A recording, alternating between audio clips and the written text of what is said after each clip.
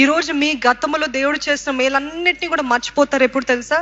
కలవరాలు వచ్చినప్పుడు, ఇప్పుడు మనస్పర్ధాలు వచ్చినప్పుడు, తీరని సమస్యలు వచ్చినప్పుడు, గతంలో చేశాడులే, ఇప్పుడు చేస్తాడో లేదో నాకైతే తెలియదు. సో దీన్ని బట్టి నేను చింతిస్తా, దీన్ని బట్టి నేను భయపడతా, దీన్ని బట్టి ఎవరైనా కలవరపడచ్చండి, ఎవరైనా భయపడచ్చు, ఎవరైనా మొహం చిన్నబుచ్చుకోవచ్చు. కానీ నిజంగా ధైర్యవంతులు మాత్రమే విశ్వాసాన్ని ఎత్తి పట్టుకుంటారంట.